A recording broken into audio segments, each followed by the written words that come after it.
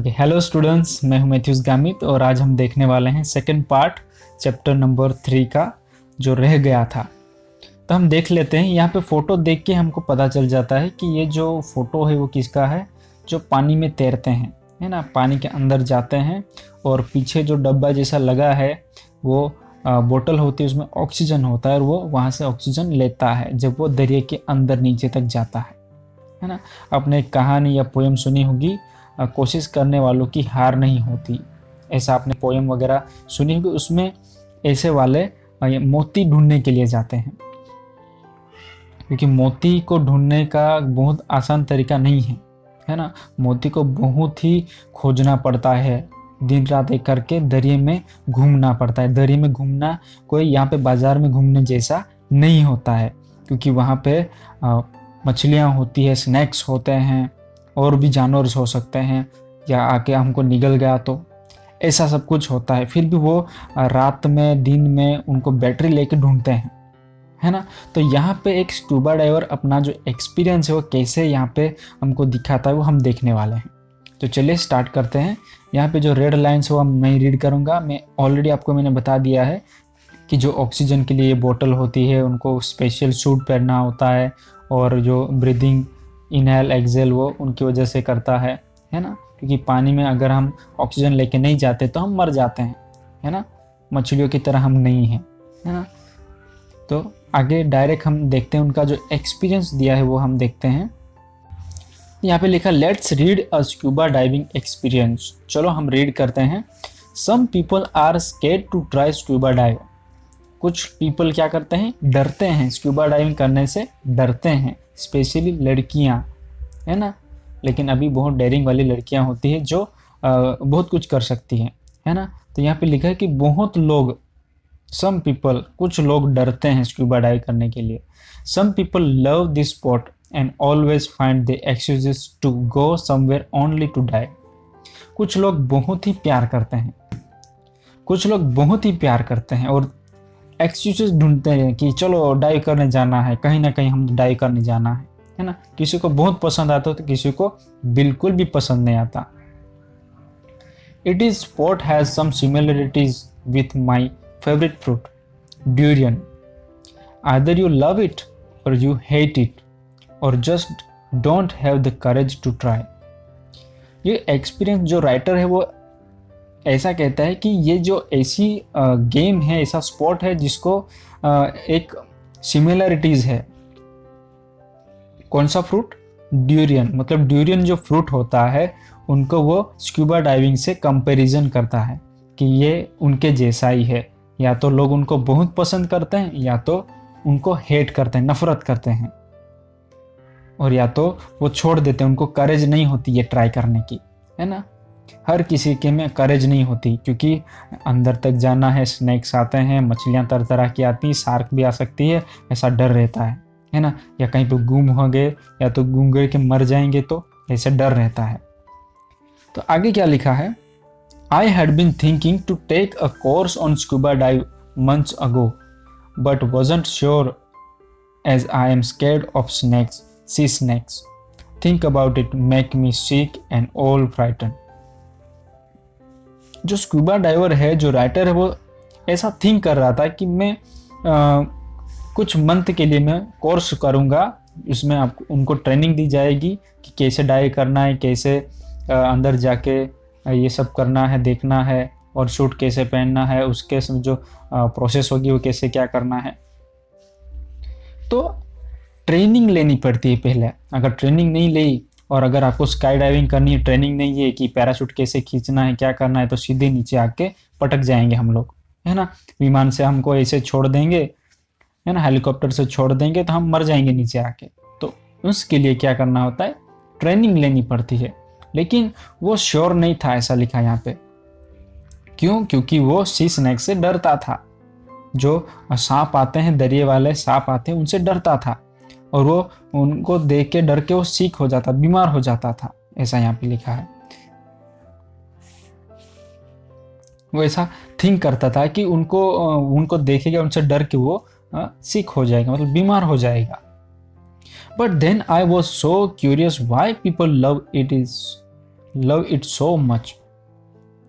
But then I was so curious why people love it so much. लेकिन उसके बाद वो बहुत ही क्यूरियस हो जाता है, बहुत ही उतावला जानने के लिए हो जाता है कि लोग उनको लोगों को क्यों इतना पसंद आता है। लव इट मतलब प्यार करना नहीं, लेकिन इतना क्यों पसंद आता है। They all say that under the sea is like a totally different world, yet a beautiful one. लोग ऐसा कहते हैं कि जो सी के अंदर, जब अंडर द सी जाते हैं हम, तो वो टोटली डिफरेंट वर्ल्ड होता है। जैसे हम तो देखते हैं पृथ्वी, आजू बाजू पेड़ पौधे पक्षियाँ है ना, सब देखते हैं, लेकिन हमें इतना वो नहीं लगता। लेकिन जब अंदर जाते हैं तब पूरी अलग ही दुनिया दिखती है, जो हमने सपने में भी नहीं सोची होगी ऐसी। And for that I am taking my risk and try to overcome my fear of the possibility and bumping into a sea snake. Yeah, you can laugh at me. तो उसके बाद वो सोचता है कि नहीं, मुझे तो मेरा जो ये रिस्क लेना ही पड़ेगा और मुझे ट्राई करना पड़ेगा, जो मेरा फियर है उससे मैं ओवरकम हो जाऊं, मतलब वो फियर से मैं जीत हासिल कर लूं। तो इसलिए वो जाने के लिए रेडी हो जाता है। और फिर वो लिखता है ये you can laugh at me, आप हंस सकते हैं, मैं कितना डर रहा हूँ, है ना। अगर आपको हंसी आ रही तो आप हंस सकते हैं, ऐसा वो बोल रहा है, क्योंकि वो डर रहा है इसलिए। So after taking a private lesson from my diving instructor I went to an island, here's my first experience. उसके बाद वो प्राइवेट लेसन ले लेता है जो डाइविंग इंस्ट्रक्टर है उनके पास से। देन वो क्या करता है, एक आइलैंड पे जाता है, वहाँ पे उनकी जो फर्स्ट डाइव की एक्सपीरियंस होता है। तो लिखा है first dive 12 metres depth, try hard not to panic. What first dive 12 metres depth, उनकी जो फर्स्ट डाइव थी वो कितना मीटर्स डेप्थ थी, 12 मीटर्स। फर्स्ट टाइम हम थोड़ा नीचे ही जाएंगे, है ना, एकदम सीधा हम 20 या 25 मीटर्स डेप्थ हम निकल गए और कहीं पे गुम हो गए तो स्कूबा डाइविंग भाड़ में निकल जाएगी, है ना। तो क्या होगा, वो पहली छोटी सी डाइव करता है क्योंकि पहली है ना। तो tried hard not to panic, मतलब ट्राई करना है, छोड़ नहीं देना है, गिव अप नहीं करना है, ऐसा वो बोलता है।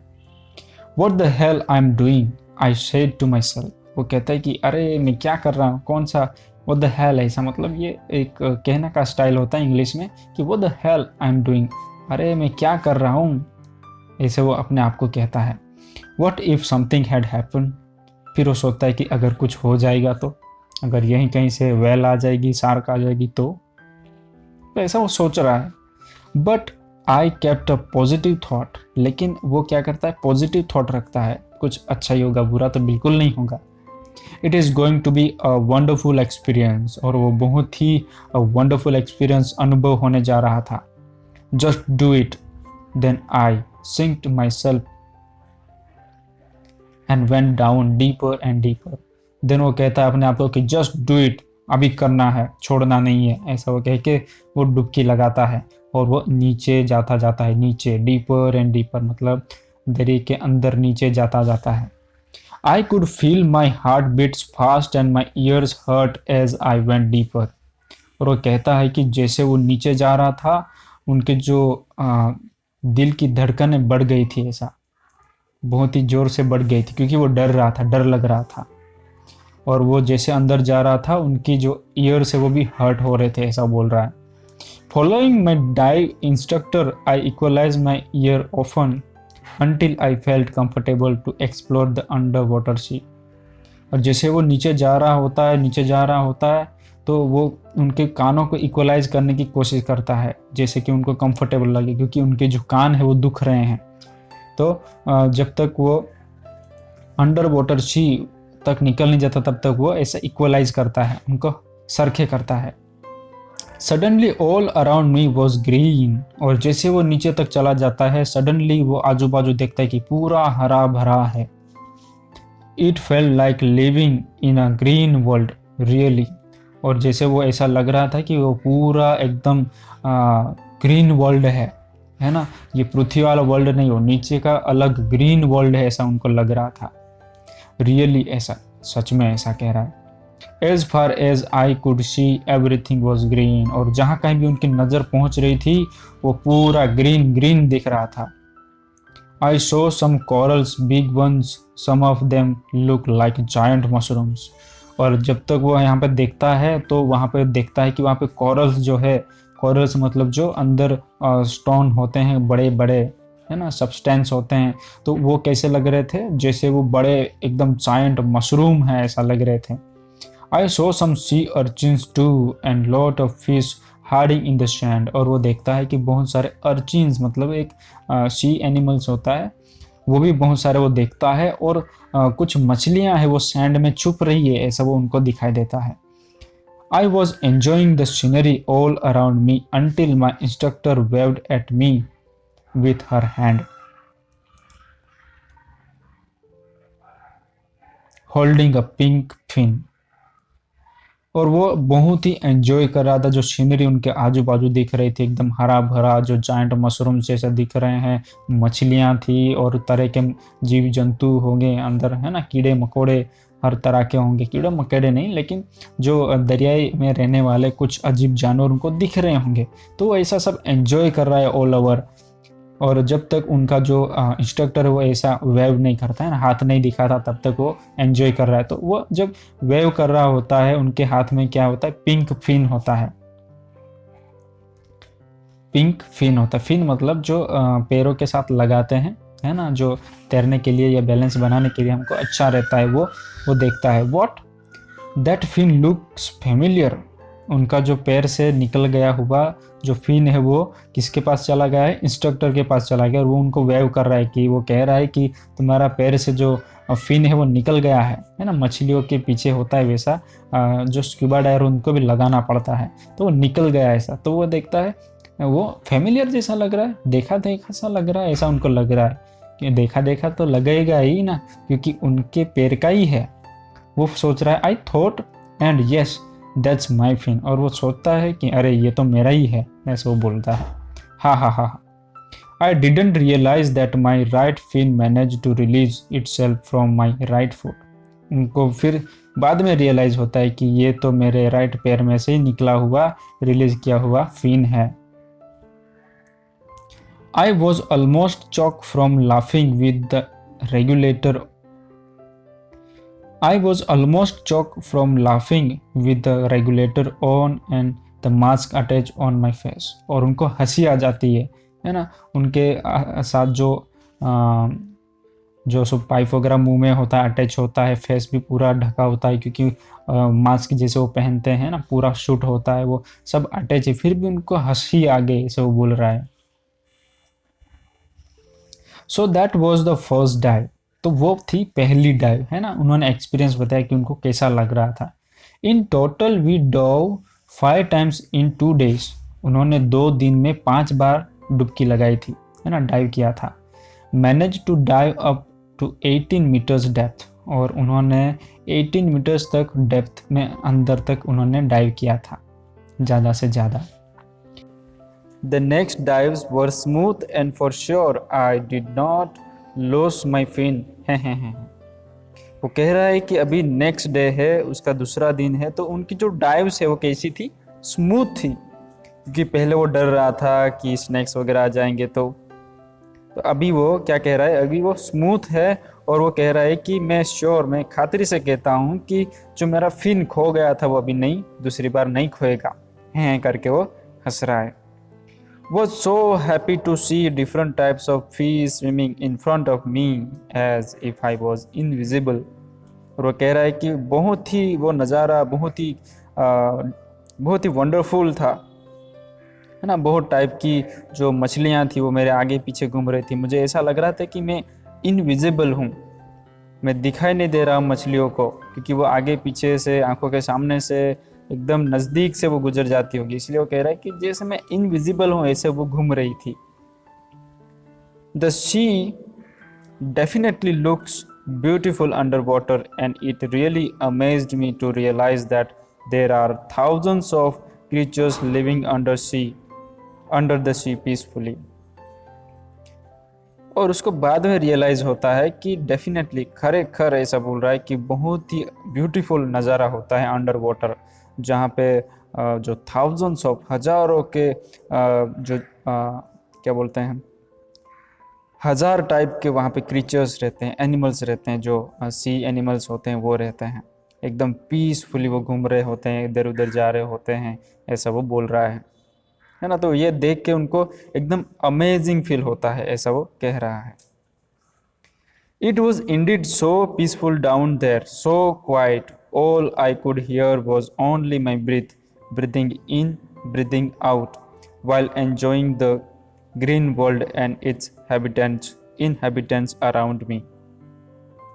और वो कह रहा है कि वो खरेखर एकदम इंडीड वो कैसा था, पीसफुल था, एकदम क्वाइट था, वहाँ पे कोई ऊ आ नहीं कर रहा था, वहाँ पे एकदम क्वाइट था, एकदम पीसफुल था, ऐसे वो कह रहा है।